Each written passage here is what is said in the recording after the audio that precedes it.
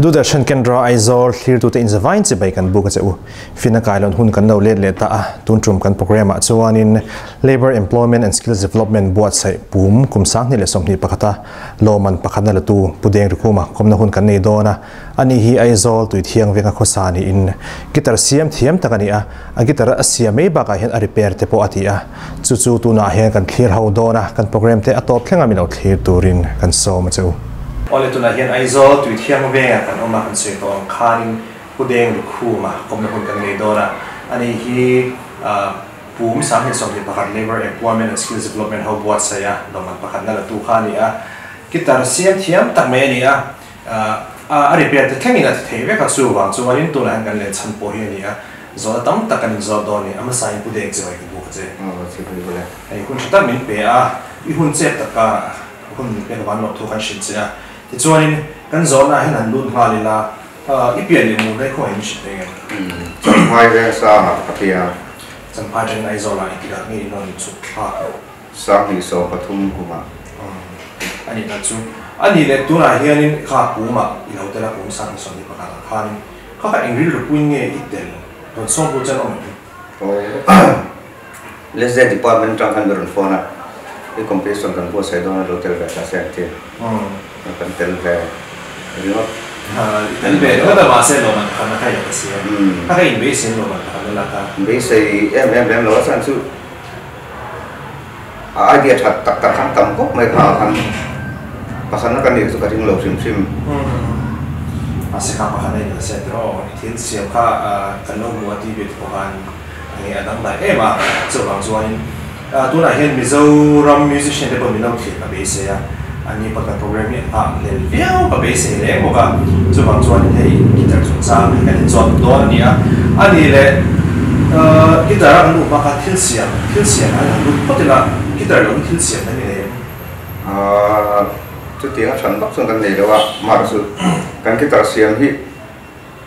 khol san ngai ko ta han ti har deu hi tam tak hi oma tinan bris siam na tu ta kha khol kha khan kan siam chapa khol mu tu om bok si lo le kan kha kan rem chen nang angin bracing le ami binding na tu te rau na abrisel om la tu kan rau na am si kan siam chapa ting siam chapa ni ko chon accurate thei lo wa ki ma ni son khol kan siam kan luôn mai chu I nang ma siam vek nge ni I ting nge staff ang ting ni o staff te ya changin pathum te kan nia ma sila anan neng mo ro kol na bangen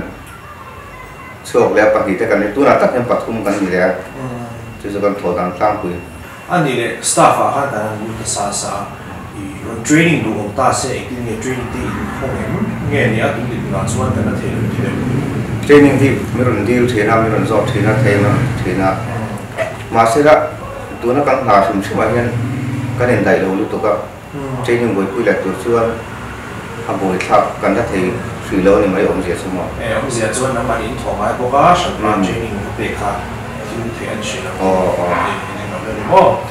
ani le I thing man he mi gitara hian I thing man hi thing nge chuan itil siam shim ai hian thing ve kan ni man thing kan hmang na sa thing si sang kan hmang chu ta chuan man big te nem anei entinan fen bo ta tan hian man chi big thing chang bi kan om ta chunga chuan mahaboni te eboni te kan hmang ta chuan mei pul kan hmang tho ko kan mei pul hi andu reo wang hen mei pul hi kan hmang tel bok ta hei chu a thing hi nip do wang hen tle ma song bol deuh thaki nga ya boi thal deuh thaka chu a friend bob pi ka ni ta sala thinga hian body ya te walnut le mahaboni te kan hmang ta chu lo po chuan Mizoram a hian thing tha deuh chu lo om hey al dam te ko Mizoram kan ne ya amar chu Mizoram thing hi an lo deuh tlang pui ta thing pui chang lo adu amin dia tak tahu zon chalo yang mon sang lek ka apoi ta chu bang son thing sang cha ngai Mizoram a hian gitara man lo turum chi gitara thing han man turum chi chu thing cha tam ne ani chu thing chung cha han soi kai ta sa a thing man chin ho hi elder te mahogany te kami abodi katero atuk me thongem chu mahogany so kan han lar per ta tin elder hi om thoa jo elder hi kan la hong chi lo a thad dan chen hi kala thelo mar chu tlem chuan mahogany ai chuan a thing hi anu deun ka shria so ko proof lo deun ka shria chu ta chuan ka she cha mai deu chu kami elder te mahogany te besu ti te imang vek chi ko ta tero besu takis ban na hong lo mang che lo ta chuan khoi mi a thing hi la ho chen chu mun dang bi kan sa te nia chen chu ai thing pui sang tha angai thina wang hian a sanin thing zai thing tlang te kan or dar chu tian chuan kan ti thrin ani le kha ho kha la na bi ke ne nge mun sang sang sang ko to lang na bi nei a nei le thei lo san chu kan duang china khan lo nei thei bi lo a zon kan zong ve de tlang pui thrin ani ta chu ani le gitara khan han lut chan to tai la a thing kan han soi zo to ta bok ta hemi gitara hian a part si ngi siam pas bi ga chuan acoustic a hian a bridge kan siama chuan a settle hi kan siam boka settle le nak kan siama chumi ni lo chuan thil dam chu pa chan siam em chu kan nei than em lo ma ro chu kitam nek top thak nai ten om thin ta kitam nek top te kan thak saka tin attention fingerboard top te andu ta fingerboard frets bua sign ten te kan kan siam sak thin boka tin obodi top thak du te no ma chu kan siam sak thin bo ani le pick up chung chang hian pick up hi ke manin kan siama tin he guitar thavak lo hi electric guitar man tong hi alo lut nem bem zora ma hian pick up thamang lo high gain ngam lo ki tam em maya chung chu kan han siam sina ale ta thaim kan siama tu na hian kan zo ta aman te kan ti ton kan tia pakhat single coil pakhat anga hian sang hi zathum de kan tia aman kan ti ton kan tia to lo ve in la ti niam zo khop mai hi chu aman tu kan tia chu tu na hian chung athak sak thang na tur ta na kan siam tlang pui thin ani le apart sang ho kha Mizoram kan mu mai lo hi khoi mi in sang che chai na ma kan cha na kong hi bu thak khop mai tu na pe chon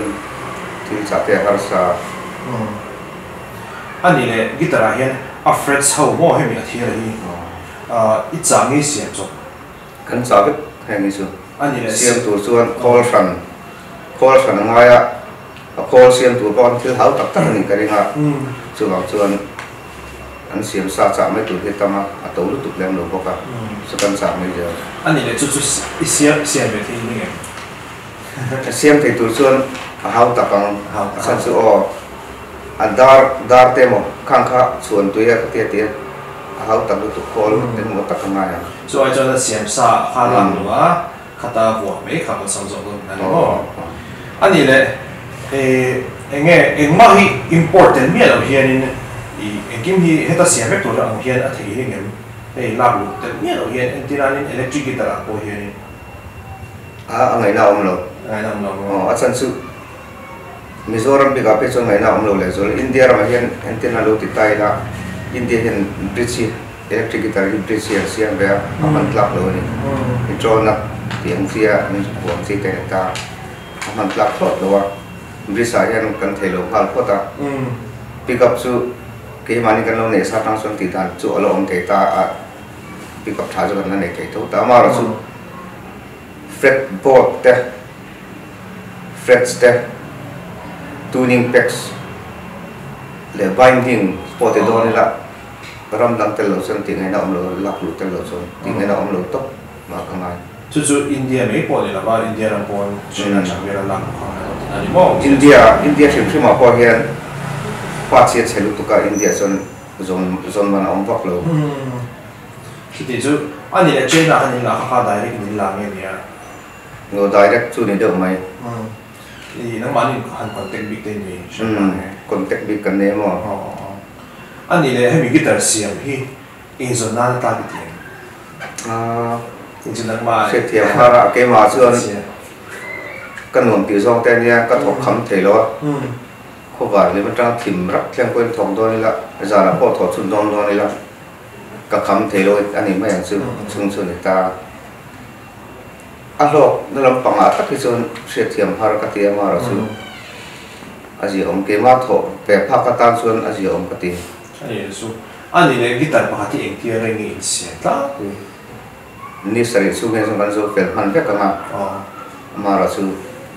na dang hi kan ko ne ma repair kan ko ne ma tin repair mai pi lam panga servicing te lo nia tin an gitar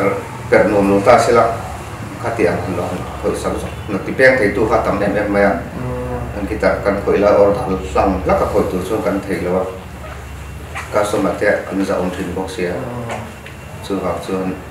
ni sare kan za on kha akun chu rei thei ko mai san sa ne chuan chu de chu akala lo kan repairing te point ti na ni mo enge mo gitar chiang lo chu mi chuan so kan ne don chu mi chuan program kan ya mi lo koi sang te ti tam ne me me chu koi sak zok ang si te ri atam ang ne man ho tha thil thu de anga ron kal zum zum ang chi te kan lo ani me na tra ani le guitarist ho hian an review to atangin nge men lar he nang ma brand big a hen mo brand amo brand lar ho guitar hi atlu ve the angem a quality cho cha ma ko hian an review sa to chin che mai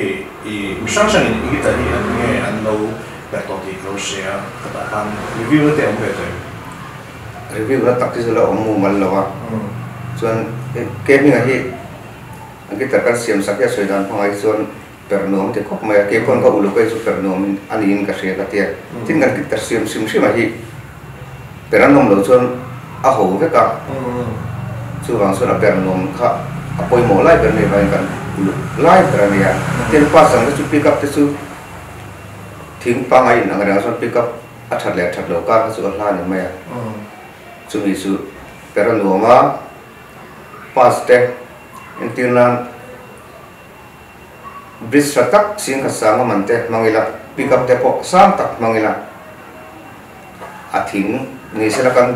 theng to pa kan buat sai tha chang tur kan buat sai khani awangin ram dang ki tar nen hian adang lam na em chu om karin wa amara chu ke ma ke dan tang sana per nom le a that thua ni ta sela finishing ro isu thila har ve ko mai thulu khian ne nga an ho kan thiat rual ani lo ke mani hian a thatu thi kan na zong re kan gat re ho chu ka chang tiam dan ni do mai ani le I milar ti me yang he mizoram chunga guitar ka thiam la tak tak ho guitar hi engza ni siam to tu nge a shit me the ke nga hi guitar chu kan siam saka signature kan siam saka tin puta bit mari kan siam sak buka chu ni da mai milar kan mi dia sun ti lem lo sun ke kon mi hi ka thek mang renga ka thek lem lo I mo lo kom ka so mai the ya mi lo mai dam sela mi ka thek the lo lu tu ka chu ane da ho ya milar kan ti ka ma sun or da ta ka sun chu ti am tak chu ka thek lo om zia chuanin I siam sak ho zinga kharin mizoram chu apo lo la ve ma se na ma lo shit mfc lo ka anong ben mo do tinani mo ba ai ma personal equipment mo or da tak chon ka thek chiang se lo chu om ka ring che lo mo ani le repairing chu cha lu chuai tai la getting repairing kan ui la repairing hi red mu mal the om the lo an chen a ban khia te tam ne me ko si gitar ban khia pi bi ka thar ti khia te ndoran zor lai to ko ni thong chu tam em me kan siama chu ta so soi bel lek ka du pa chu an mani an lo char ve thina an tak tak si lo ni kami kan han khoi le chu a har em me za thu man so ya zo mai thei tur ka an lo khoi ve ka han thing chung ril kha gluten lo zuk ti kaya in za ka thei to lo music ki file ha so ti ngai down lo ko ka tiang ka tam ka na za thu man so tu ni sang chu an so te lo mai thina tin repair chung sang sim sim ma hian ke hi pona kan ka siam saka kan ki tar ni chela mino siam saka kan choya na lo tu rang hen ka ngai tu thin a lo na ngor ai chon arin tla kem atlo em ti lai hi ka ngai lu ti ka ngai poi mo ber ni thina kan zor le thina kan siam sa ho po eng mo chu cái mà đi pon chút thì chúng ta cần phim kursus po chuan phụ lâu không về là truyền thôi nè chú chú nè à để tập cho sợi thế miệt rồi lang bây giờ chuan phát loan về thì anh tỷ đàn lang bây nè đầu tỷ chút ông về rất giàu thôi phát loan về cái này ai là loan đây mấy tỷ hiện tầm giàu cả chú chú nè cái nè rồi cái chuan căn xiêm khác cái này ông sẽ là chú chú căn tụm bên này chuyện là tin căn hẳn coi á akhar dana sir kan ai abila kas kan siam ve in om to kin til chu om to om zera om to khan kan ti ve thin kan du am than lem lo ti kong ai chuan ani le in electric guitar bi ga hianin in siam man to berise mi the ke mi guitar ki kan siam a chuan ala to beram ti chuanin amana hianin an mani budget mi ngi in siama in fix to an budget bilin kan siama then chuan sing ka sanga sing di sing thum tiang ten lo neta chulai ka la sab then chuan sang det man ten lo ni ta an lo du le ta kala ka khan sang det man siam kha boi thak ang reng khop maya ke lam pang pang a chuan a fa stek kha alo an to the lo sing thum man chi a chuan tinan apit a bridge ringot a po kha cái guitar mình tổ hợp cho bây giờ xin khẩn lệ sáng ngã tên là tệ ta chú hoàng xuân muốn mà thầy lâu bắt rất là mình rất là tị bằng ai cái mình phải cho các số tiền xuân cái rem xiêm sọc trên thật sự ai chuan hey guitar mình tổ lâu hậu hi bố ruột xin lệ sáng hen ai thà bài hiền anh nghe ắt chạm tụ em mà ai donation hi ắt tụ đâu em mà số tiền số guitar xiêm tổ hợp hiền anh nghe ông ngay problem tiền này kan siam to hoi chuan em ma ala om lo tla pin thing ani sim sim toi chuan fur bo ro ka te classic vot na lu kan thing te chu che sim sim ta ing ang guitar man to ko ne sela tra so ta han kre so ma so on de ma ra su a her hi poya a her toi chuan siam mai na om lo ta khami her tu ta pe ni so kan uluk lai chu ni ta ni her lo turin a thinga kha kan te to kan po sai de tin two piece pahi in zom ane ka bi ga cha pahi in zom mi kan ma sam thina ama kan ti ho ka zong kan ti che lo ma sa tun trang suan pahi hi han ti sam kan du to chu chu a thing mal aka ati ain an vek ka suan a che ol tan ma se ka han sai phel phok ta lek thok ila thing zia kha ti zo pa ka ta kala ti zo kala ain do ton ta kami kan achang hi omu mal lo ta tin mahagoni hi kan mang la sa ei ko saklam ba guitar ni soi khan lo ila ko saklam pa ta ram kal ang ho te guitar ne ko her siang mai na om lo thak thok ngai hi an keng nem to chu ang te chu a thing hi an uluk lo fam a thena chuan han ti popa tian ti por ko lan người popa an han ti mai hi ni om hi na lam thina chu aban ha te om na sa chu ma sa ke ni chu ma bo ni kan mong na sa ma bo ni chu thing chang lo sim sim ni ta chu ni chu ke ni chu ni ki tar ban i siam pha ban chia ti kan na tong lo kan han le ka ti ko me ani ne nang ma guitar siam bi export quality in siam etina in India ram hun sang mo India ram po thon me thon chu tla in siam a thon chu tla kan karin asan chu Mizoram ron lu thian ram dang he thleng ve vek don thawa chu ma so Mizoram ron lu kan bu thin na hi chu te te lueng kan guitar siam puk lo hi tam ve per nom thua te pick up ate a material a ko hen kan guitar puk lo hi tam ve pa se kan man tam chun tinan pa sing thu man bridge not po sing thu man te hong tai la pick up te po sing ni man te hong tai la asa ku om na tur she shon tu ka om lo chu om jian ni men ka ria chu hang chuan Mizoram atanga Mizoram lo lu tam tak ho hi kan guitar siam ai che hi ka mu tem be chu hang chuan ka ngai da na chuan India ram po nei chuan ati tla ve ni ria an ni a shop here lo yo me guitar siam sok do tu ni thing ki kan mong lu ka e al dar te soi la chine ga chai nai soi lan mai guitar hian Mizoram an cái tay lâu luôn nè mà bung học khi tắm em mê thì hẳn sáu em mà được bung học thế là này cả tiếng giáo xong còn xuống mẹ là bung học khi tắm em mê này chả tiếng quên anh là mà họ có những ấn tượng là con bé mà sẽ là áo đặt đi hiện là áo đặt mình cả kia tiếng ở coi hiện hẳn là sáng em mê tia xí này cuốn lóc thầy xí hết lóc thầy anh người ta khi số mà họ có những cần mang khét cả này cả thế là lúc coi hiện cần xuyên sau đó cần chuyển ống lúc có thể mình bỏ thum anh thảo bol to hơi khát mà là xe đâu liệt lệ thì các tiếng khá là ôm lồ thì rồi thì xem chút sọt đó đi thì là gì mà